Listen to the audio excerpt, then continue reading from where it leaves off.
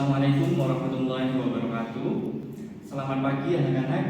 Semoga kita semua dalam kesehatan sehingga kita dapat melaksanakan pembelajaran ke depannya dengan baik. Oke, jadi di pembelajaran hari ini kita akan mempelajari mengenai menggambar komposisi alam benda. Nah, sebelumnya apakah sudah ada yang tahu apa itu alam benda? Nah, jadi alam benda adalah objek yang berupa benda, yaitu benda-benda yang sifatnya kubistis ataupun benda kotak, kubus, dan benda-benda yang bentuknya silindris ataupun tabung. Dan bisa juga benda-benda yang bentuknya itu bebas, misalkan benda seperti buah-buahan dan bentuk-bentuk objek lainnya yang sifatnya tidak memiliki bentuk simetri. Nah, oke, sebelum lanjut, Bapak akan menyampaikan tujuan pembelajaran yang akan kita tempuh pada materi pembelajaran kali ini. Jadi, yang pertama, peserta didik dapat memahami konsep apa itu dari menggambar alam benda, baik dari segi unsur-unsurnya dan juga prinsip-prinsipnya.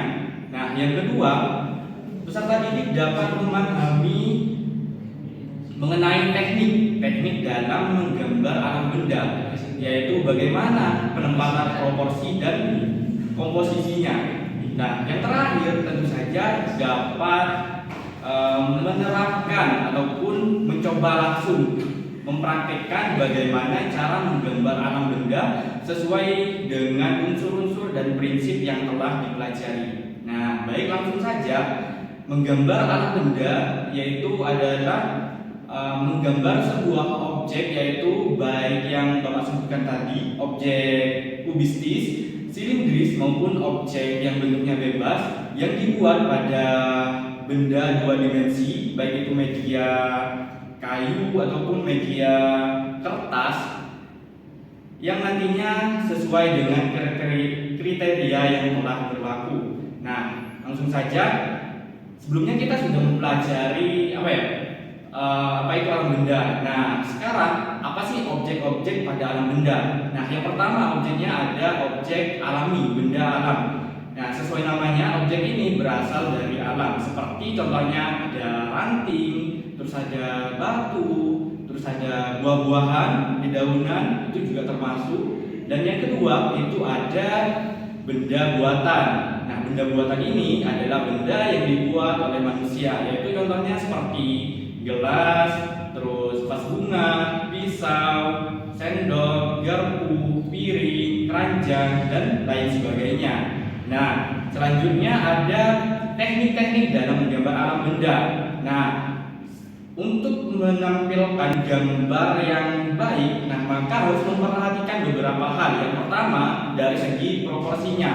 Nah, proporsi ini sangat penting dalam menggambar. Nah, proporsi ini bagaimana kita menyesuaikan bentuk benda tersebut sehingga seolah-olah nampak seperti bentuk aslinya.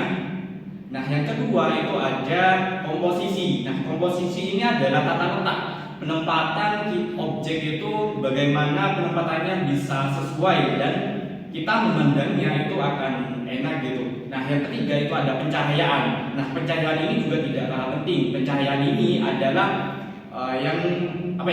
yang dapat memberikan kesan ruang kedalaman pada karya. Misalkan di sini terdapat sebuah objek. Nah, terus di bagian kanan atas ini terdapat sebuah cahaya, baik itu contohnya dari cahaya senter. Ketika langsung menyorot ke benda ini, maka kesan gelap terang di sini juga akan terasa. Nah, dengan gelap terang ini maka objek ini akan terlihat lebih realistis.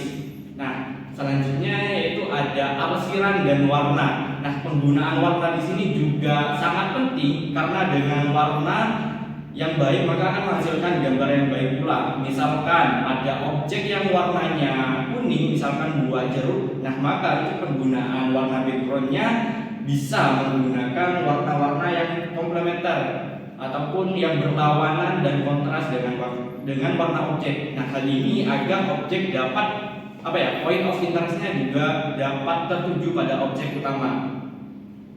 Nah, oke anak-anak, itu saja materi yang dapat Bapak sampaikan. Nah, selanjutnya Bapak akan memberikan sebuah penugasan kepada kalian. Jadi penugasannya dalam bentuk LKPD.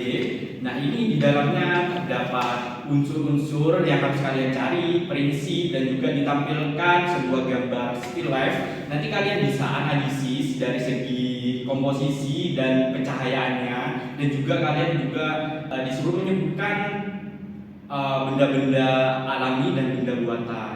Oke.